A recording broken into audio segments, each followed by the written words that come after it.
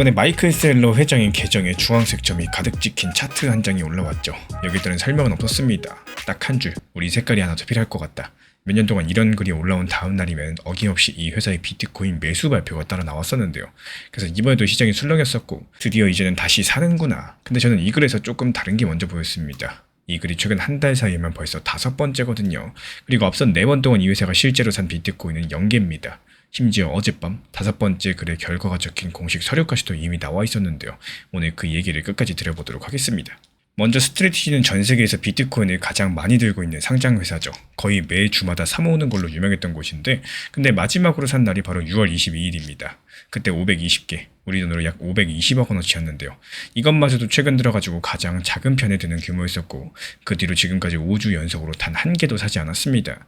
이런 공백데이 같은 경우는 최근에 2년 사이에 처음 있는 일인데 그럼 그 사이에 올라온 매수 예고 같은 글 5개는 다 뭐였을까요? 이 결과를 하나씩 보면 이렇습니다. 6월 28일에 차트가 더 필요하다는 글이 올라왔었고 다음에 나온 건 매수가 아니라 회사 돈을 어떻게 관리하겠다는 계획 발표였습니다. 그리고 지난 7월 5일에도 비슷한 글이 올라왔는데 그 다음에 나온 거는 오히려 회사가 생긴 이래 가장 큰 규모의 비트코인 매각 공시였습니다. 나머지 2번은 아무 일도 없었고요. 그리고 2번입니다. 미국에 상장된 회사는 중요한 일이 생기면 바로바로 보고서를 내야 되는데요. 이번에 이 회사가 낸 보고서에는 이렇게 적혀 있었어요. 지난주에 주식을 팔아가지고 8,100억을 모았더라고요. 그리고 비트코인은 사지 않았다라고 합니다. 보유량 84만 3천여 개, 변동 없음. 이 5번째 글도 매수로 이어지지 않은 겁니다. 여기까지만 들으면 다소 이상하지 않으신가요? 안 살 거면서 왜 자꾸 이런 글을 올리는 걸까요? 그리고 하필이면 왜 색깔이라는 단어였을까요? 이 단어를 뜯어보시면은 이야기가 조금 달라지시게 될 텐데 이 회사 차트에서 비트코인을 산 날은 주황색 점으로 찍힙니다. 지금까지 찍힌 주황색 점이 113개입니다. 근데 마이클 셀러 회장이 색깔을 다른 뜻으로 쓴 적이 있었는데요. 작년 11월 말 이 초록색 점을 추가하면 어떨까 하는 글을 올렸는데 바로 다음날 비트코인 130개 매수랑 함께 달러 현금을 2조 원 넘게 따로 쌓아두겠다 이런 발표가 나왔었고 그리고 올해 1월 초에는 주황색이냐 초록색이냐 하고 묻는 글도 있었고요. 그러니까 이 사람의 말버릇에서 주황은 비트코인이고요. 초록은 달러 현금입니다. 그렇다면 다른 색깔이 하나 더 필요하다는 말은 2가지로 읽히겠죠. 주황점을 다시 찍겠다. 그러니까 매수를 다시 시작하겠다는 뜻일 수도 있겠고 말 그대로 주황색도 초록색도 아닌 3번째 색깔이 필요하다는 뜻일 수도 있겠습니다. 본인은 어느 쪽인지 끝내 설명을 하지 않았습니다. 근데 회사 돈이 실제로 어디로 가고 있는지를 보면 힌트가 있습니다. 얼마 전 영상에서 이 회사가 요즘 코인 대신에 현금을 쌓고 있다는 얘기를 잠깐 드렸었는데 어젯밤 보고서 기준으로 그 현금이 5조 6천억 원, 이 규모까지 불어났습니다. 왜 이렇게 현금을 모을까요? 이 회사는 정해진 배당을 약속하고 팔아둔 주식과 빌린 돈이 있어가지고 해마다 배당과 이자로 2조 6천억 정도를 꼬박꼬박 내야 됩니다. 이 마이클 셀러 회장 설명으로는 지금 쌓인 현금이 그 기준으로 2.1년치라고 하는데 그리고 속사정이 하나 더 있습니다. 요즘에 이 회사는 주식을 전부 합친 값이 회사가 들고 있는 비트코인 값어치보다도 저렴하게 거래가 되고 있어요. 이 상태에서 새 주식을 찍어가지고 팔아서 코인을 사면은 기존 주주들 몫이 오히려 줄어드는 셈이 되겠습니다. 그래서 몇 년 동안 해오던 그 방식을 멈췄다라는 거죠. 근데 어젯밤 보고서에서는 낯선 항목이 하나 더 있었는데요. 배당을 약속하고 팔았던 자기 회사 주식을 370억 규모로 다시 사들였다는 내용입니다. 이 항목 잠깐 뒤에서 다시 꺼내겠습니다. 이제 차트를 크게 한번 확대해 볼게요. 주황점 113개를 전부 다 합치면 84만 개가 넘는 비트코인이고 들어간 돈이 약 95조 원입니다. 근데 지금 시세로 계산하면 81조 원 안팎입니다. 차이가 약 14조 원, 아직까지 팔지 않았으니까 확정된 손은 아니고요. 시세에 따라서 매일 달라지는 장부상 숫자이지만 평균 얼마에 샀는지를 보시면 감이 옵니다. 1억 1200만 원대. 그러니까 이 5개의 글은 돈을 잘 보고 있는 회사가 아니라 물려있는, 그러니까 산 가격보다도 시세가 한참 내려가 있는 상태로서 약 14조 원을 버티고 있는 회사가 올린 글입니다. 이번 주 금요일 새벽 우리 시간으로 미국 목요일장이 끝난 뒤에 이 회사의 2분기 실적 발표가 잡혀있는 상황인데요. 석 달치 장사 결과를 공개하고 시장 투자자들의 질문에 답을 해야 되는 자리입니다. 이 자리에서는 5조 6천억 정도 현금을 어디에 쓸 건지 설명을 안 하고 넘어갈 수가 없기 때문에 침묵조차도 하나의 답이 되는 자리란 뜻이겠죠. 그리고 이것보다 하루쯤 앞선 목요일 새벽 3시 미국 금리 발표가 예정되어 있습니다. 이 시장 집계로는 금리를 그대로 둘 거라는 쪽이 열에 6, 올릴 수도 있다는 쪽이 열에 4 정도입니다. 그러니까 이번 주는 목요일 새벽에 금리, 금요일 새벽에는 이 회사의 답이 연달아 나오는 주간이라는 거죠. 그리고 여기서 아까 미뤄둔 370억짜리 항목을 말씀드리겠습니다. 이 주황색은 매수, 초록색은 현금이라고 말씀드렸죠. 근데 어젯밤 돈이 간 곳 중에 하나는 매수도 현금도 아닌 3번째 용도, 자기 회사 주식 되사기였습니다. 어쩌면 다른 색깔이 필요하다던 그 말의 답이 이미 어젯밤 보고서에 먼저 찍혀 있었는지도 모르겠는데 근데 이 회사 이야기가 왜 비트코인 전체 흐름하고 이어지느냐? 여기서 바로 3번째 뉴스가 등장합니다. 작년 고점을 맞췄다고 소개되곤 하는 트레이더 칼라 XBT라는 사람이 며칠 전 내놓은 분석인데요. 원래 기본 통념은 이렇습니다. 4년마다 한 번 새로 세상에 나오는 비트코인 수량이 절반으로 줄어드는 반감기라는 날이 있는데 그 가격은 그 반감기가 지난 다음에 크게 상승하고 역대 최고가도 반감기 뒤에 나온다라고요. 근데 지난 사이클에서는 이 순서가 뒤집혔죠. 2022년 11월 바닥을 찍은 비트코인이 반감기를 한 달 넘게 앞둔 2024년 3월 역대 최고가를 먼저 갈아치운 겁니다. 이 바닥에서 최고 가격까지 걸린 시간은 이 분석가 집계로 476일, 예전 사이클들보다 훨씬 더 빨라졌다라는 건데, 그리고 이번에도 같은 일이 반복될 걸로 보고 있어요. 다음 반감기 전에 다시 한번 비트코인이 최고가를 갈아치울 거라는 거죠. 그럼 여기서 계산을 한번 해볼까요? 제가 직접 해본 단순 계산입니다. 다음 반감기는 대략 2028년 4월쯤으로 추정되고 있어요. 거기서 476일을 거꾸로 세워보면은 2026년 12월 말 언저리가 나옵니다. 이게 무슨 뜻이냐?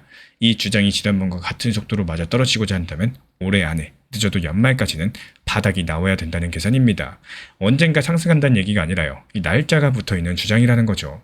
그리고 여기서 최고가는 작년 10월달 기록한 1억 8,800만 원 라인을 다시 넣는다는 뜻이니까요. 지금 가격의 2배 가까운 자리입니다. 그리고 얼마 전 영상들에서 소개드렸던 하락 쪽 분석들도 공교롭게도 올해 4분기 언저리를 바닥 후보로 봤었는데요. 오른다는 계산들과 내린다는 계산이 서로 다른 방법으로 같은 시기를 가리키고 있는 셈입니다. 그럼 마지막으로 이 두 가지 이야기가 만나는 지점이겠죠. 이 사이클이 왜 이렇게 빨라졌느냐에 대해서 자주 나오는 설명이 하나 있습니다. 예전과는 다르게 가격이 오르든 내리든 꾸준히 사주는 큰 회사들과 기관 자금이 생겼기 때문이라는 건데요. 이것도 하나의 해석이겠지만 그 꾸준한 매수의 대표가 누구였을까요? 오늘 이야기의 주인공, 지금 5주째 멈춰있는 바로 그 회사입니다. 그래서 금요일 새벽의 발표는 한 회사의 실적 발표로 끝나지가 않는다라는 거고, 이 사이클이 빨라졌다는 저 주장이 앞으로도 갈 수 있는지, 그 바탕이 되살아나는지를 확인하는 자리이기도 하겠죠. 그래서 지금부터 확인하실 건 딱 세 가지입니다. 금요일 새벽 실적 발표에서 현금 5조 6천억 원 용도를 뭐라고 설명을 하는지, 다음 주 월요일 보고서에 매수가 다시 등장을 하는지, 그리고 조금 길게 봤을 때는 올해 연말까지 바닥이 확정되는지, 이게 476일 계산의 첫 번째 확인 지점이고, 마이클 셀러 회장이 한 달 사이에 5번째로 매수를 예고하는 듯한 글을 올렸지만요. 이번에 공시가 보여준 건 5주 연속 매수 연계 5조 6천억 원까지 불어난 현금이었습니다. 그리고 그 현금의 용도는 이번 주 금요일 새벽 실적 발표에서 설명될 수밖에 없을 거고, 하루 앞선 목요일 새벽 미국 금리 발표가 예정돼 있죠. 그리고 반감기 전에 신고가가 온다는 사이클 계산이 맞으려면은 올해 연말까지 바닥이 나와야 되는데요. 그 계산의 바탕이 되는 꾸준한 매수가 되살아나는지 여기서부터가 이번 주부터 확인이 될 겁니다. 그럼 마지막 질문이에요. 이 금요일 새벽 이 회사가 고르는 색깔은 주황색일까요? 아니면 초록색일까요? 아니면 이번에도 새로운 색일까요? 이 댓글로 우리 구독자분들 예상을 남겨주시면 발표 나오는 대로 그 내용들을 들고 다시 찾아뵙도록 하겠습니다. 1년에 약 950억, 어떤 코인 하나가 벌어들일 수 있는 돈입니다. 근데 이 코인이요, 가격이 오르면 안 되는 코인입니다. 단 1원도요. 그리고 바로 그 코인이 이번에 업비트 워너마켓에 상장됐죠. 오르지도 않는 코인이 어떻게 1년에 950억을 만들어내고요. 또 그 돈은 누구 주머니로 들어갈 수가 있는지, 그리고 왜 그 답의 절반이 모레 새벽 미국에서 정해질 수가 있는지, 오늘 이 계산기에 대해서 처음부터 끝까지 한번 해보도록 하겠습니다. 먼저 무슨 일이 있었냐? 이번에 업비트에 공지가 하나 올라왔어요. 바로 리플이 만든 코인 리플 USD, 영어로는 RLUSD라고 쓰는데요. 이걸 워너마켓과 비트코인 마켓, 테더 마켓 이 세 군데에 동시에 상장시킨다는 내용이었습니다. 그리고 실제로 거래가 시작이 됐고요. 현재 워너마켓에서 1,450원에 거래가 되고 있는데, 여기에 따른 발행은 미국에서 감독을 받는 리플 쪽 회사가 맡고 있고, 입출금이 지원되는 기록망은 XRP 리플 레저라고 공지에 적혀 있습니다. 그래서 여기까지 들어보시면 XRP 들고 계신 분들은 마음이 조금 복잡하실 겁니다. 아니 리플이 뭘 새로 내놨다라고 하는데 그게 내가 들고 있는 XRP가 아니에요. 회사가 따로 만든 다른 코인이 국내 1위 거래소에, 그것도 워너마켓에 들어오게 된 겁니다.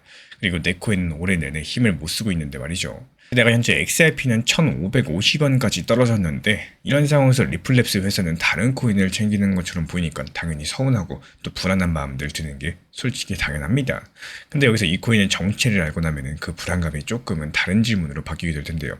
이 리플 USD라는 코인, 아까 말씀을 드린 것처럼 가격이 절대로 오르면 안 되는 코인입니다. 이 코인은 처음부터 값이 오르지도 내리지도 않게 만들어진 코인이에요. 미국 돈 1달러하고 값이 늘 나란히 가도록 설계가 되어 있기 때문에 지금 환율로 따지면 한 개에 1,400원대 후반입니다. 그 언저리에 계속해서 머무는 게 정상인 코인이라는 거죠. 이런 코인을 스테이블 코인이라고 부릅니다. 말 그대로 값 자체가 흔들리지 않은 코인이란 뜻이에요. 그러면 조금 이상하죠. 우리가 코인을 왜 살까요? 오를 것 같으니까 사는 건데, 근데 이거는 사도 안 오릅니다. 10년을 들고 있어도 시세 차익이 0원인 게 정상이에요. 그런 코인을 국내에서 가장 큰 거래소가 굳이 워낙마켓에 상장시켰습니다. 이유가 뭘까요? 이 질문이 하나 더 있습니다. 이걸 만든 리플은 뭘 얻는 걸까요? 이 코인이 오르지도 않는데 회사는 이걸로 어떻게 돈을 벌 수가 있을까요? 사실 오늘 영상에서 가장 중요한 질문이 바로 이겁니다. 그리고 이 답을 알고 나면은 이번 주 뉴스들이 전부 다르게 보이기 시작을 하실 거예요. 하나씩 풀어드려 볼게요. 우리 구독자분들이 이 코인을 한 개에 1,400원대 후반, 그러니까 미국 돈 1달러치를 주고 사시면요. 그 돈이 어딘가로 사라지는 게 아닙니다. 바로 발행하는 회사 리플랩스 쪽으로 진짜 돈으로 쌓이게 됩니다. 그리고 이 돈을 왜 쌓아두냐? 나중에 누가 이 코인을 돌려줄 테니까 진짜 돈으로 바꿔달라고 하면은 언제든지 바꿔줘야 되기 때문이에요. 그래야 값이 1달러에 붙어있을 수가 있다는 거죠. 여기서부터가 오늘의 핵심입니다. 이 준비금을 회사가 어디에 보관하느냐? 리플 쪽 공식 설명 기준으로 리플 USD의 준비금은 미국 달러 예금, 미국 국채, 그리고 현금하고 비슷한 안전자산으로 보관됩니다. 매 달마다 외부 기관이 돈이 제대로 있는지 확인을 하고 또 증명서를 내는 구조라는 거죠. 여기서 미국채가 뭐냐? 미국이라는 나라가 돈을 빌리면서 써주는 문서예요. 나라가 빌린 돈이니까 당연히 이자를 주겠죠. 은행 예금도 마찬가지로 이자가 붙죠. 그러니까 정리드리자면은 우리 구독자분들에게서 이 코인을 사는 순간 우리 구독자분들이 낸 돈은 이자가 붙는 자산으로 바뀌어가지고 보관이 됩니다. 그럼 그 이자는 누가 가져갈까요? 코인을 산 사람이 가져갈까요? 아닙니다. 이 코인을 산 사람한테는 이자가 한 푼도 오지가 않습니다. 여기에 따른 이자는 전부 발행한 회사 몫이 됩니다. 7월 말 해외 데이터 집계 기준으로 봤을 때 세상에 풀려있는 리플 USD를 전부 원화로 바꾸면요. 2조 4천억 정도 규모가 되는데 요즘 미국의 단기국채 이자율이 연 4% 안팎이죠. 그럼 이런 보도들 따져봤을 때 아주 보수적으로 딱 4%만 잡아볼게요. 2조 4천억의 4%, 1년에 950억 정도가 됩니다. 오프닝에서 말씀드린 그 950억 원이 여기서 나온다라는 거예요. 이 코인 값은 1원도 안 움직이는데 회사 쪽에서 쌓이는 준비금에서는 1년에 950억 규모의 이자가 나올 수 있는 구조라는 거죠. 물론 이건 제 어린 계산이지만요. 실제로 회사가 얼마를 버는지는 그 뒤에서 다시 솔직하게 말씀을 드릴게요. 근데 이 계산을 하고 나면은 왜 하필 이번 주에 이 코인이 한국에 왔는지 날짜가 눈에 들어오기 시작을 합니다. 이 장사에서 제일 중요한 숫자가 뭘까요? 코인 가격은 아닙니다. 가격은 안 움직이는 게 정상이니까요. 이 제일 중요한 숫자는 이자율입니다. 준비금 2조 4천억 원에 몇 퍼센트가 붙느냐? 이 한 줄이 이 사업의 매출을 정하기 때문에 그럼 그 이자율은 누가 정할까요? 미국 중앙은행이 기준이 되는 금리를 정하고 국채 이자율이 그 영향을 받습니다. 그리고 그 회의가 언제냐? 바로 이번 주입니다. 여기에 따른 결과는 우리 기간으로 모레 새벽에 나올 예정이고요. 날짜를 나란히 한번 놓아볼게요. RLUSD 코인의 원화 판매가 한국에서 시작됐습니다. 그리고 모레 새벽 이 장사의 단가가 정해집니다. 같은 주예요. 저는 이 두 가지 소식이 따로따로 보도되는 게 정말 신기할 정도인데 이 코인 뉴스 따로, 금리 뉴스 따로, 근데 그 구조를 알고 보면은 이 둘은 같은 사업의 이야기인데요. 그리고 이 지점에서 이번 주 금리 뉴스 중에 눈에 띄는 보도가 하나 있죠. 바로 블룸버그 측 보도인데요. 시티그룹, 미국의 아주 큰 은행이죠. 이 은행에서 단기 금리를 전문으로 다루는 트레이더들이 이번 주 결과는 동결이다. 이쪽에 실제 돈을 넣고 거래하고 있다라는 내용입니다. 이 전망 보고서만 낸 정도가 아니라요. 진짜 돈으로 그 방향에 서 있다라는 거예요. 동결, 이 단어를 우리는 보통 심심한 뉴스로 넘깁니다. 오르지도 내리지도 않는다. 아무 일도 없다. 근데 오늘 배운 구조로 이 단어를 다시 읽으면 뜻이 달라지죠. 이 동결은 안 내린다는 뜻입니다. 지금의 높은 이자율이 그대로 유지가 된다는 뜻이에요. 이 준비금 장사 입장에서는 매출 단가가 그대로 유지된다는 뜻이고요. 우리는 그동안 이렇게 배웠습니다. 금리가 내려야 시장에 돈이 풀고 그래야지 코인의 호재다. 근데 리플의 이 새로운 사업들은 정반대입니다. 금리가 높게 유지될수록 준비금에서 나오는 이자가 커지겠죠. 그러니까 이 사업은 금리 인하를 기다리는 사업이 아니에요. 오히려 높은 금리가 이어지는 지금이 이 장사를 벌이기에 제일 좋은 시점이라는 겁니다. 근데 여기서 한 발만 더 들어가시면요. 지금 시장에서는 동결보다 더한 이야기가 나와 있습니다. 지금 금융시장 일부에서는 이번 회의에서 금리를 올릴 가능성, 그러니까 인상 가능성을 셋 중에 하나꼴로 가격에 반영하고 있다는 보도가 있는데요. 인하도 아니고 인상이요. 놀라셨을 텐데 여기에는 해설이 붙어 있습니다. 시티 쪽의 분석가들의 설명은 이래요. 이 숫자는 진짜로 올릴 것 같다는 전망이라기보다는 이번 회의에서 내릴 가능성이 사실상 없다 보니까 위험이 인상 한쪽으로만 쏠려 있고 그래서 만에 하나에 대비해가지고 미리 얹어두는 웃돈 성격이 크다는 겁니다. 실제로 언론 설문에 응한 경제 전문가 76명은 전원 한 명도 빠짐없이 금리 동결을 예상했다는 보도도 있었고요. 근데 여기서 재밌는 건 이겁니다. 만에 하나 정말 만에 하나 인상이 나온다고 쳐볼게요. 코인 시장 전체에는 부담이겠죠. 이건 분명히 해두겠습니다. 근데 오늘 배운 이 장사의 단가만 놓고 보면요. 이자율이 올라가는 거니까 준비금에서 나오는 이자는 오히려 커지는 방향입니다. 동결이면 매출 유지고요. 인상이면 시장은 아파도 단가는 상승하는 이 사업 하나만 떼어놓고 보면은 모레 새벽 결과가 어느 쪽으로 나와도 이자 환경이 나빠지지 않는 한 주라는 얘기가 되겠죠. 그래서 다가오는 모레 새벽 이 전문가들 전망대로 금리 동결되면서 높은 이자율 환경이 그대로 이어지고 리플 USD 장사의 매출 환경도 유지가 될 겁니다. 그리고 이런 환경 위에서 한국의 원화화 판매가 막 돌아가기 시작을 한 거고요. 다만 이 재료가 XRP의 오늘 내일 시세를 움직이는 재료가 아니라요. 몇 주 단위로 숫자를 확인해가는 중기 재료다 이렇게 보시면 되겠고, 먼저 설문에 응한 전문가 전원이 동결을 예상을 한 데다가요, 시티는 말이 아니라 실제 돈으로 동결 쪽에 서 있다는 보도까지 나와 있습니다. 그리고 셋 중 하나라는 인상 눈금에서는 전망이라기보다는 만일에 대비한 웃돈이라는 해설이 붙어 있고요. 그리고 준비금이 이자 붙는 자산으로 복원되고 매달마다 증명서가 나온다는 구조 자체는 이 발행사의 공식적인 설명으로 확인되는 사실입니다. 이 세 가지가 겹쳐 있어가지고 이 차분한 동결 그리고 조용히 돌아가기 시작하는 한국 판매, 이 경로를 기본으로 놓는 게 맞겠습니다. 그래서 딱 세 가지만 지켜보시면 됩니다. 모레 새벽 금리 결과 동결인지 아닌지 한 줄이면 되고요. 이번 주 리플 USD의 원화 가격이 환율하고 몇 원 간격으로 자리를 잡는지, 이 업비트 원화 마켓에서 이 코인의 하루 거래 대금이 얼마나 나오는지, 이 세 가지 숫자가 오늘 이야기가 맞았는지 틀렸는지를 그대로 보여주게 될 겁니다. 이 가격이 오르지 않도록 만들어진 리플의 코인 리플 USD가 업비트 원화 마켓에서 거래를 시작했죠. 이 코인의 진짜 수입은 시세가 아니라 이 준비금에서 나오는 이자라는 거고, 그 이자의 단가는 모레 새벽 미국의 금리 결정이 정합니다. 이 전문가 설명은 전원 동결, 시세는 실제 돈으로 동결 쪽에 서 있고요. 그리고 동결이라면은 이 장사의 환경은 그대로 유지가 되겠지만 이게 바로 XRP의 시세의 상승까지 보장하지는 않는다는 거예요. 그럼 마지막으로 질문 하나 남기겠습니다. 이번에 처음 찍힌 리플 USD의 원화 가격, 일주일 뒤에는 환율하고 몇 원 간격으로 자리를 잡고 있을까요? 우리 구독자분들 예상 숫자를 댓글로 남겨주시면 저는 모레 새벽 금리 결과랑 그 원화 시세를 들고 다시 오도록 하겠습니다. 미국에서 클래리티법이 통과되면 누가 가장 먼저 웃게 될까요? 아마 대부분 이렇게 답을 하실 겁니다. 그야 1등이지. 규칙이 생기면 제일 큰 회사가 제일 유리한 거 아니냐. 저도 그렇게 생각을 했었는데, 근데 이번에 미국 월가에서 나온 계산서에서는 정반대 문장이 적혀 있었습니다. 법이 통과되면요, 1등부터 아프다라고요. 그리고 이 소식을 다룬 우리나라 기사들에는 정말 이상하게도 이름 하나가 빠져있죠. 오늘 그 이름까지도 가보도록 할 예정이고, 오늘 이야기는 보고서 한 장에서 시작을 합니다. 미즈호라고 해가지고 일본계 대형 증권사가 있는데요. 이 회사 분석가가 이번에 낸 보고서 내용이 이렇습니다. 지금 미국 의회에 올라가 있는 클래리티라는 코인법이 통과된다면은 달러의 값을 묶어놓은 코인 시장에 큰 회사들이 정식적으로 들어오게 되면서 경쟁이 점점 더 치열해진다라고요.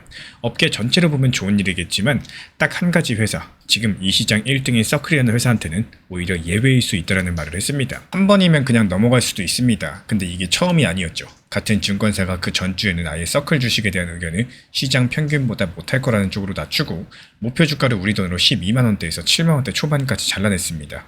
참고로 이 주식이 작년 한때 29만원 가까이 갔던 주식인데요. 여기서 조금 이상하지 않으신가요? 이 법이 생겨서 시장이 커진다면서 왜 하필 1등이 제일 아프다고 하는 걸까요? 이 물음에 답을 하시려면은 이 회사들이 정확히 뭘로 돈을 버는지부터 보셔야 돼요. 이 세 가지 문장이면 됩니다.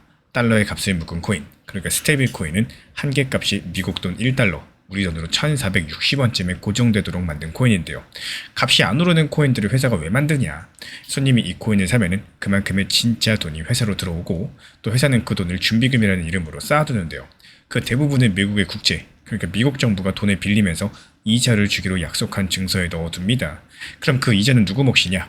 코인을 산 손님 몫이 아니라 회사 몫이 됩니다. 여기까지는 아시는 분들도 많이 계실 텐데 진짜 이야기는 그 다음부터입니다. 이지호 측에서 이번에 꺼낸 핵심적인 숫자가 하나 있죠. 바로 38인데요. 서클이 이자로 100만원을 벌면은 그 코인을 실제로 손님들한테 퍼뜨려주는 회사들, 그러니까 코인베이스나 바이낸스 같은 거래소에 나눠주고 나면은 서클 손에 남는 건 38원 정도라는 계산입니다. 미리 말씀드리자면 이건 서클이 공식적으로 밝힌 숫자가 아니라 증권사가 공개된 자료들을 놓고 어림한 계산입니다. 그래도 이 계산이 맞다면 그림이 완전히 달라지게 되는데요. 이 사업의 진짜 승부는 코인을 누가 만드는지가 아니라 그 이자를 누가 얼마나 가져가느냐라는 얘기가 되기 때문이에요. 그럼 이제 아까 그 물음이 풀리죠. 법이 통과돼서 은행이든 카드사든 큰 회사들이 이 시장에 정식적으로 들어오게 된다면 여기에 따른 경쟁은 코인 만들기 경쟁이 아니라요, 이런 경쟁이 될 겁니다. 우리랑 손잡으면 이자 더 드릴게요. 그동안 제일 좋은 조건으로 벌어온 1등이 제일 먼저 조건을 깎이게 되는 구조라는 거죠. 그런데 이게 말로만 하는 걱정이 아니라는 걸 보여준 사건이 지난달 말에 실제로 있었죠. 지난달 30일 오픈 USD라는 이름의 발표가 나옵니다. 이 회사 140곳이 모여가지고 새 달러 코인을 하나 같이 만들겠다라는 건데, 그 명단을 보면 비자, 마스터카드, 스트라이프, 블랙록, 뉴욕 멜론은행, 스탠다드 차타드, 그리고 코인베이스까지도 그냥 코인을 하나 더 만드는 정도가 아닙니다. 이 연합의 약속이 핵심인데요. 준비금에서 나오는 이자를 운영비만 빼고 거의 전부 참여한 회사들에게 나눠주겠다라는 거고, 서클이 100원 벌어가지고 38원 남기는 구조들을 정면으로 겨냥한 설계인 거죠. 이 발표가 나온 그날 서클 주가는 하루에 17% 넘게 폭락했고요. 넉 달 만에 가장 낮은 9만원 선까지 내려가 버렸습니다. 요 며칠 같은 경우는 특허를 사들였다는 소식이 조금 회복해가지고 9만원대 중반인데요. 이 주가가 계속 움직이니까 보시는 시점 기준으로 확인을 해주시고, 짚고 갈 게 하나 있습니다. 오픈 USD는 아직까지 발표만 된 상태예요. 실제로 쓰이기 시작하는 건 올해 말이 목표라고 합니다. 종이 위의 계획에 시장이 이 정도로 반응을 했다는 것은 그게 오히려 이 구조가 얼마나 아픈 자리를 건드렸는지 보여주는 대목이겠죠. 그리고 이번에 140개 명단을 다시 보면요, 고개가 갸웃해지는 이름이 하나 있습니다. 바로 코인베이스인데, 방금 말씀해드렸죠. 서클의 코인을 세상에서 제일 많이 퍼뜨려주는 서클의 가장 큰 파트너입니다. 그 회사가 서클의 경쟁 코인을 만드는 연합의 창립 명단에 올라가 있다는 거고, 한 발은 서클 쪽에, 한 발은 경쟁 연합 쪽에, 양쪽에 발을 걸치고 선 모양새인데요. 여기에 날짜 하나가 더해지면 이 장면의 의미가 선명해지죠. 이번 외신 보도에 따르면요, 서클과 코인베이스가 이자를 어떻게 나눌지 정한 계약이 다음 달, 그러니까 8월 달에 갱신 협상을 앞두고 있습니다. 협상 자리에 앉게 되는 코인베이스 입장에서는 이제 이렇게 말을 할 수 있게 된 거죠. 저쪽 연합에 가면 더 준다는데요. 미주호가 서클 의견을 낮춘 이유 중에 하나로서 콕 집은 게 바로 이 협상이고, 실제로 서클 코인의 전체 규모는 지난 3월달 이후에 약 10조 원 정도가 줄었다는 집계까지도 나와 있습니다. 여기서 한층만 더 들어가 보자면은 미국 월가 안에서도 이 법을 놓고 의견이 갈렸다는 사실입니다. 올해 5월달 번스타인이라는 다른 분석회사는 정반대 얘기를 했고요. 이 법에는 코인을 가진 이용자에게 이자를 주는 걸 금지하는 내용이 있는데, 그 조항이 오히려 서클을 지켜준다는 논리였습니다. 손님한테 이자를 못 주게 하면은 이자 많이 준다는 신생 코인들이 치고 들어올 방법이 없다라는 거죠. 근데 2달 만에 미주호는 정반대 계산서를 냈습니다. 이 두 보고서 사이에 무슨 일이 있었느냐? 가장 큰 사건이 바로 6월 30일 오픈 USD 발표입니다. 이 법이 막는 거는 손님한테 이자를 주는 거지 회사들끼리 나눠 갖는 건 막지 않습니다. 그러니까 싸움터가 손님 쪽이 아니라 회사들끼리 이자를 나누는 쪽으로 옮겨갔다, 이런 해석이 나오고 있는 이유겠죠. 이 발표를 다룬 우리나라 기사들을 쭉 읽다 보면 묘한 점이 하나 보이는데요. 카드사 이름, 은행 이름들 전부 다 나오는데, 해외 발표 원문과 외신 명단에 분명히 올라있는 이름 하나가 대부분의 기사에서 빠졌습니다. 그게 바로 리플이라는 거고, 야후 파이낸스 같은 해외 매체들이 전한 창립 명단에는 리플이 들어가 있는데요. 이게 왜 이상하냐? 리플은 자기도 RLUSD라는 달러 코인을 굴리는 회사인데요. 근데 이런 상황에서 자기 코인이 있는 회사가 1등 달러 코인을 겨냥한 경쟁 연합에도 창립 회사로서 이름을 올리고 있다는 아이러니한 상황입니다. 그렇다면 리플이 왜 양쪽에 전부 다 있을 수 있을까요? 리플한테는 코인 이자가 본업이 아니기 때문이라고 저는 보고 있는데요. 리플의 본업은 돈을 보내는 거, 결제죠. 리플의 달러 코인 규모도 아직까지 2조 3천억 원 수준으로 상대적으로 낮은 상황이고, 서클 코인이 100조 원이 넘으니까요. 그 수십 배 차이가 나는 체급입니다. 이자 몫을 지켜야 되는 회사한테는 이 경쟁은 생존이 걸린 문제겠지만, 이 코인이라는 시장 자체가 커지고 쓰는 곳이 늘어나는 것만으로도 남는 장사일 수가 있다는 거예요. 여기서 어느 코인이 이기든 지든 코인이 오고 가는 자리가 많아질수록 좋은 회사라는 거죠. 그래서 자기 코인도 하면서 경쟁 연합에도 들어간다, 저는 그렇게 읽었습니다. 근데 여기서 정말 공교롭게도 바로 그 시기에 XRP 장부에서는 다른 일이 벌어지고 있었습니다. 코인이 보관된 계정을 흔히 지갑이라고 부르는데요. 센티멘트라는 데이터가 회사가 내놓은 집계를 보면은 해피를 10만 개에서 1억 개, 지금 시세로 대략 1억 6천만 원어치에서 1,600원 어치를 가진 큰손 계정들의 보유량이 최근 5주일 동안 2.8% 늘었습니다. 반대로 가장 작은 계정들의 보유량은 같은 기간 5.2% 줄어들었습니다. 작은 손이 던진 물량들을 큰 손이 받아가고 있었다라는 거고, 센티멘트는 역사적으로 봤을 때 가격이 큰 손 쪽 움직임을 따라간 경우가 많았다는 말을 붙였는데, 이건 과거에 그랬다는 거지 앞으로를 보장한다는 말은 아니겠죠. 그리고 한 가지 숫자가 더 있죠. 크립토 콘트에서 활동하는 아랍체인이라는 분석가의 집계인데요. 지금 시장에서는 아주 많은 물량을 가진 계정을 고래라고 부릅니다. 이 고래들이 바이낸스 거래소로 옮긴 XRP가 최근 30일 동안 약 9억 5천만 개, 우리 돈으로 1조 5천억 정도 규모인데, 이게 2달 만에 가장 적은 수준이에요. 6월 말에는 같은 기간 기준으로 2조 3천억 정도 규모가 넘었으니까요. 34% 넘게 줄어들게 된 겁니다. 또 다른 집계에서는 하루에 2조 원어치 규모, 가까이 들어온 날도 있었는데, 최근에 어떤 날은 300억에서 400억 원대까지 줄었다는 숫자까지도 나오고 있죠. 이 코인을 거래소로 옮기는 거는 보통 팔 준비로 읽힙니다. 그리고 그게 줄어들었다는 거는 팔려고 내놓은 물량이 줄고 있다는 신호로 읽히는 거고. 그럼 이제 앞으로 뭘 보셔야 되느냐? 이 다음 달 재협상에서 코인베이스의 몫이 커지는 게 확인되는 경로입니다. 그렇게 된다면 이 업계에서 돈의 무게중심이 코인을 만드는 회사에서 코인을 퍼뜨리고 결제에 쓰는 회사들 쪽으로 넘어간다는 게 사실상 공식화가 되는데요. 그리고 그 방향성이라면 처음부터 만드는 쪽 이자가 아니라 보내고 쓰는 쪽에 서 있던 리플 같은 회사한테는 시장이 커지는 흐름 자체가 나쁠 게 없다는 게 저의 판단입니다. 이렇게 보는 근거는 세 가지고, 미주가 콕 집어가지고 8월달 갱신 협상을 지목하면서 이미 투자 의견까지도 낮췄다라는 거, 140개 회사의 명단과 이자를 거의 전부 다 나누는 방식 자체가 공식 발표로 나와 있다는 거, 그리고 같은 기간 XRP 장부에서 큰 손이 사가지고 모으고 또 거래소로 가는 물량들은 줄어드는 흐름들이 실제 숫자로 찍혔다는 거, 이번에 미국의 월가는 코인법 통과되면 1등 서클부터 아프다는 계산서를 냈고 그 핵심은 이자 100원 중에 서클 몫이 38원뿐이라는 숫자였습니다. 그 계산을 현실로서 만들려는 140개 회사의 연합이 이미 떠 있고요. 그 명단에는 우리나라 기사에서 빠진 이름 리플이 올라 있습니다. 그리고 같은 시간 XRP 장부에서는 작은 손이 던진 물량을 큰 손이 조용히 받아가고 있었기 때문에 이제 다음 달이 진짜입니다. 이 8월달 재협상, 서클이 자기 몫을 지킬 수 있을까요? 아니면 코인베이스가 더 받아낼까요? 우리 구독자분들 생각은 어느 쪽인지 댓글로 남겨주시면 협상 결과랑 오픈 USD 일정 소식 나왔을 때 그 숫자 다시 들고 오도록 하겠습니다. 일본의 도쿄역 지바현 사쿠라시의 60대 여성 한 분이 삽니다. 유치원 선생님으로 일을 하셨고요. 버려진 강아지랑 고양이를 데려다 키우는 아주 평범하신 분입니다. 근데 얼마 전에 이분이 인스타그램에 새끼 고양이가 나오는 게시물을 하나 올렸다가 며칠 뒤에 전 세계를 향해서 해명글을 올려야 되었습니다. 본인이 만들지도 않았고요. 이름도 처음 들어보는 코인 때문인데요. 이분이 누구냐? 우리 구독자분들께서 매일 보는 도지코인의 그 얼굴, 시바견 카보스를 키웠던 사토 아츠코 씨입니다. 그리고 오늘 이야기의 끝에는 이 고양이 코인 소동이 왜 결국에 도지코인 이야기로 돌아오게 되는지 조금 의외의 답이 기다리고 있어요. 먼저 무슨 일이 있었냐? 국내 보도에 따르면요, 사토씨가 인스타그램에 고양이 관련 게시물 올린 직후에 누군가 그 게시물을 허락 없이 가져다가 케이트, CATE라는 코인을 만들어 팔기 시작했습니다. 이런 걸 바로 밈코인이라고 부르죠. 인터넷에서 유행하는 사진이나 농담을 소재로 만든 코인이란 뜻입니다. 그리고 이 코인의 시가총액이, 그러니까 발행된 코인을 전부 지금값으로 계산한 금액이 230배로 뛰었다라고 해요. 그러면서 사토씨가 본인 X 계정에 직접적으로 글을 올렸습니다. 나는 이 코인과 아무런 관련이 없다. 내 게시물이 무단으로 사용됐다라고 합니다. 내가 공식으로 발행을 허가한 프로젝트는 도지코인과 코코로 딱 2개뿐이다라고 이번 보도가 전한 내용입니다. 여기서 조금 이상하지 않으십니까? 코인판에서 남의 사진으로 코인 만드는 일이 하루에도 수백 번씩 벌어지는데 왜 이분은 굳이 직접 나서서 해명까지 해야 됐을까요? 그 정답은 간단합니다. 이게 처음이 아니었기 때문인데요. 이분 인생에서 벌써 몇 번째 반복되어 온 일이거든요. 그리고 그 반복들을 따라가다 보면 오늘 진짜 배기 알맹이가 나옵니다. 한번 시간을 되돌려 볼게요. 2010년 이 사토씨는 블로그에 올릴 사진을 찍었습니다. 소파 위에서 카보스가 앞발을 모으고 여러가지 묘한 표정을 짓는 사진이었었고 이게 인터넷에 펴지면서 밈이 됐습니다. 그리고 2013년 겨울에 개발자 2명이 이 사진을 얼굴로 삼아서 장난처럼 코인을 하나 만들었습니다. 그게 바로 도지코인이었고 중요한 건 그때도 이분에게 물어보고 만든 게 아니었다는 겁니다. 도지코인조차도 출발은 그 허락과 무관했다는 거예요. 근데 2021년에 새로운 흥미로운 일이 벌어집니다. 이 사토시가 그 원본 사진을 NFT로서, 그러니까 디지털 사진에 소유자 이름표를 붙여서 사고 팔 수 있게 만들어서 경매에 내었는데요. 이게 이더리움 약 1700개, 당시 환율로 약 45억에 낙찰됩니다.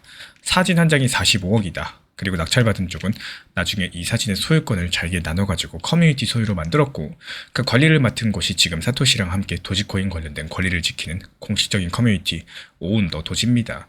사진 한 장에서 시작된 일이 슬슬 재산권의 세계로 넘어오기 시작을 했다는 거죠. 근데 진짜 시험은 그 다음에 옵니다. 2024년 5월 카보스가 18살의 나이로 무지개 다리를 건넙니다. 그리고 2달 뒤에 사토시가 새로 입양한 강아지 네이로를 소개하자마자 무슨 일이 벌어졌느냐? 이번 외신 보도에 따르면요, 발표 직후에 네이로라는 이름을 단 코인 수백 개가 순식간에 쏟아졌고 그 중에 가장 큰 것은 시가총액이 원화로 약 1,500억 원 규모까지 커졌습니다. 강아지를 입양했다는 소식 하나에 본인 허락도 없이 며칠 만에요. 그해 여름 사토시는 X에 이렇게 썼습니다. 카보스랑 네이로 이름을 단 코인이 많아 보이는데 내가 지지하는 거는 원본 사진을 관리하는 그 공식 커뮤니티 하나뿐이다라고요. 이 토큰 사기를 조심해달라고 2년 전 이맘때 일입니다. 그리고 2025년 3월 이분이 처음으로 방향을 바꿉니다. 새로 입양한 강아지 코코로를 소개를 하면서 이번엔 아예 본인이 허가한 공식 코인을 믿을 수 있는 그 커뮤니티랑 함께 내놓은 겁니다. 과거에 모르는 사람들이 내 반려동물 사진으로 코인을 만들어 왔으니까 차라리 정식으로 만들어가지고 그 수익을 동물 보호 그리고 자선에 쓰겠다, 이런 좋은 선한 취지였죠. 그 코코로 코인 출시 1시간 만에 발행량 전체 기준 가치로 약 1,500억까지 치솟았고, 네이로 때도 1,500억, 코코로도 1,500억, 이 숫자가 자꾸 나오죠. 이 시장이 지금 사토시네 집 소식 하나에 매기는 이런 값이 대충 그 정도란 얘기입니다. 그래서 여기까지 오면 이번 케이트 소송이 다르게 보이는데요. 사진이 됐든 강아지가 됐든 이젠 뭐 고양이가 됐든 이분이 뭔가를 올리기만 하면 몇 시간 안에 코인이 찍혀 나옵니다. 이 본인 동의라는 절차 없이도 이 생산 라인은 아주 잘 돌아가요. 230배라는 숫자는 그 기계의 출력이 여전히 세다는 증거일 뿐이겠죠. 근데 이번 입장문에서 제가 진짜 멈춰선 대목은요, 이 부정하는 문장이 아니라 인정하는 문장이었습니다. 허가한 건 딱 2개뿐이다. 그리고 보도 문구 그대로라면 그 둘 중 하나가 바로 도지코인입니다. 13년 전 자기 강아지 사진으로서 허락 없이 시작됐던 그 코인이 2026년 원작자의 공인 목록에서는 올라와 있다라는 거고, 수천 개의 강아지 코인, 고양이 코인, 이 가운데 딱 1개만 그래요. 그럼 이런 생각이 드시겠죠. 그럼 공인 도장만 받으면 되는 거 아니냐? 아닙니다. 그 반대 증거가 바로 코코로 코인인데요. 이 방금 말씀드린 그 공식 코인 코코로 같은 경우는 출발 1시간 만에 이 1,500억까지 갔던 시가총액이요. 오늘 얼마가 됐을까요? 코인 마켓캡 기준 약 11억까지 떨어졌습니다. 무려 100분의 1 토막 아래로 내려왔다라는 거고, 이 도장은 진짜였습니다. 수익 구조도 자선으로 짜여 있었고 원작자의 축복도 받았습니다. 근데도 가격선은 지켜지지 않았었다라는 거고, 결국에 이 도장은 그 자체로는 값을 만들어주지 못한다는 게 시장에서 이미 숫자로서 판정이 난 겁니다. 그리고 저는 이 사건의 핵심이 순서라고 봐요. 도지코인은 허가를 받아서 살아남은 게 아닙니다. 먼저 13년을 살아남았고 그 세월 동안 기부가 쌓이고 사람이 모이고 원본 사진의 권리까지도 정리된 다음에 원작자의 목록이 그 결과를 뒤늦게 인정한 건데요. 이 시장에 도장이 가치를 만든 게 아니라 가치가 먼저 있었고 그 다음에 도장이 따라온 거라는 거죠. 이 코코로는 그 순서를 거꾸로 해본 실험이었었고요. 그 결과는 방금 보신 11억입니다. 케이트 같은 코인들은 아예 도장도 세월도 없이 속도 하나로만 달리는 쪽이고요. 지금에서의 밈코인 시장은 사진 한 장이 코인이 되는데 몇 시간이면 충분한 세상이 됐습니다. 뭐가 됐든지 코인이 될 수 있는 세상에서 끝까지 만들어낼 수 없는 게 딱 하나 있는데 그게 바로 출발점입니다. 이 모든 밈의 원점 자리는 하나뿐이고 그 자리에 앉아있는 게 바로 도지코인입니다. 이런 소동이 한 번씩 터질 때마다 시장은 아무 데서나 찍혀나오는 코인과 또 출발점에 있는 코인 사이의 거리를 다시 재게 되는데요. 저는 이번 일이 도지코인에게 주는 정보가 정확히 그거라고 생각을 해요. 제가 보고 있는 가장 가능성이 높은 그림은 이렇습니다. 이런 무단 코인 소동은 앞으로도 반복될 예정이고요. 이분 계정이 올리는 모든 게시물이 잠재적인 발행 버튼이 된 상태니까요. 그리고 이게 반복될수록 단기 가격과는 별개로서 출처가 확인되는 자산이라는 이야기가 도지코인 쪽에 조금씩 쌓입니다. 그 근거는 총 3가지예요.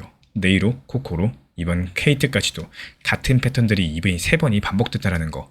공인 도장 하나만의 값어치는 코코로의 11억이라는 실직지로서 이미 판정이 끝나있기 때문에 이번 입장문을 낸 사람이 이 판에서 유일하게 대체 불가능한 발화자, 밈코인의 원작자 본인이라는 겁니다. 이 도지코인의 원작자가 무단 발행된 고양이 코인과 무관하다고 밝히면서 자신이 허가한 코인은 도지코인과 코코로 둘뿐이라고 전달을 했습니다. 근데 공식 허가를 받았던 코코로가 1,500억에서 11억이 된 걸 보면은 도지코인을 지켜온 건 도장이 아니라 이 도장보다 먼저 있었던 13년이라는 시간입니다. 그리고 이 사건은 단기적인 가격 재료가 아니라 모든 코인이 되는 세상에서 출발점은 하나뿐이다. 이런 사실을 시장이 한 번 더 알려준 사건인데요. 그럼 코인의 값에 대해서 만드는 건 과연 시작한 사람일지 아니면 버텨준 시간일지 이 댓글로 우리 구독자분들 생각 자유롭게 들려주시고, 저는 몇 주 뒤에 이 케이트 차트를 코코로 차트 옆에 나란히 놓고 이번 허가 도장이 시장에서 정확히 얼마짜리인지 숫자로 재보는 영상으로 돌아오도록 하겠습니다. 최근에 시장이 너무 답답하다 보니까 정보방 입장에 대해서 문의 주시는 분들께서 많아지셨어요. 먼저 제일 중요하지만요. 제가 안내드리는 모든 정보방은 업비트, 빗썸, 현물 매매로서만 안내 도움드리고 있습니다. 지금 화면에 보이시는 번호나 혹은 댓글 링크에 있는 신청란을 통해서 신청 주시면은 안내를 도움드리고 있고요. 이 3가지 방 중에 필요로 하신 방을 체크해서 신청 주시면은 필요로 하신 방에 맞춰가지고 입장 안내 드리고 있습니다. 먼저 리플 전용방 같은 경우에 리플에 대한 중요 이슈, 그리고 리플에 대한 단기 저점과 단기 고점, 중장기적으로 보는 중요 타점 같은 핵심 내용에 대해서 안내드리고 있기 때문에 영상 시청해주시는 우리 구독자분들께서 리플이라는 코인이 장기적으로 좋다라는 건 알고는 있지만 현재 같은 시장에서는 많은 답답함을 느끼시는 분들께서 정말로 많이 계실 거라고 생각을 합니다. 이 적당한 일부 비중은 단기 고점과 저점을 살려서 효율적인 대응을 만들어 가시고 또 오히려 중장기적으로 더 잘 가져가기 위한 효율적인 매매하시는 것들을 추천드려요. 그리고 두 번째로 종합 브리핑방입니다. 장기적으로 보기에 좋은 코인들과 현재 시장 흐름에 대한 중요 시장 이슈들, 브리핑 내용이나 리플에 대한 방향성, 락업 해제 일정과 여기에 따른 움직임들에 대해서 안내드리는 종합적인 방이다. 이렇게 생각해 주시면 되겠습니다. 그리고 마지막으로 단기 종합방 같은 경우는 말 그대로 단기 종목들에 대한 타점을 안내드리고 있는 방입니다. 이 단기 종목은 말 그대로 단기 종목답게 접근을 하셔야 되는데 욕심으로 인해서 타점을 너무 높게 잡아가지고 수익 실현을 못하거나 아니면 눈치 보기 매매를 하다가 이렇게 수익 실현의 기회를 놓치셨던 기억이 있으신 분들 지금 시장에서 정말 많은 상황인데요. 항상 비중 조절이 중요하고요. 매수와 동시에 목표 타점을 걸어 놓으면서 현실적으로 봤을 때 내 것으로 만들어서 마침표까지 잘 찍는 게 단기 매매의 핵심이다 생각을 해요. 단 여기서 중요한 거. 아무리 내가 좋아하고 시기가 좋고 스스로 괜찮다고 판단하셔도 몰빵 매매는 정말 위험하기 때문에 매번 말씀드리는 비중 조절 원칙 매매로 접근하시는 게 가장 중요합니다. 끝으로 항상 말씀드리고 있지만요. 저는 업비트, 빗썸, 현물 매매에 대해서만 안내를 도움드리고 있기 때문에 절대로 해외골에서 선물 매매에 대한 고위험 리스크 매매에 대해서는 언급조차 드리지 않고 있습니다. 무조건적으로 업비트, 빗썸 이렇게 현물 매매로 필요하신 분들께서만 입장 신청 주시면 안내 도움 드리도록 하겠습니다. 이 빠르게 가는 것보다 중요한 건요. 꾸준하고 길게 가는 게 더 중요한 투자 시장이다. 이렇게 생각을 해요. 건강한 비중 조절 원칙 매매 활용하시기를 늘 응원드리겠습니다. 이 리플 XRP의 매수 매도 타점은 순간의 판단이 전부예요. 그래서 우리 신사 채널에서는 시장의 숨결 하나하나까지 놓치지 않고자 모든 흐름들 실시간으로 모니터링 중에 있습니다. 이 단기 반등 구간이 열리는 순간 그 찰나의 기회 타점을 우리 구독자분들께 바로바로 전달드리기 위해서인데요. 우리 신사 채널을 이미 구독해주신 분들 중에서 실시간 커뮤니티방 참여를 원하신다면 지금 보이시는 번호로 문자 남겨주시면 되겠습니다. 이 혼자서 불안하게 바라보는 시장이 아니라요. 함께 흐름을 읽고 움직이는 경험들을 선사해 드리도록 하겠습니다.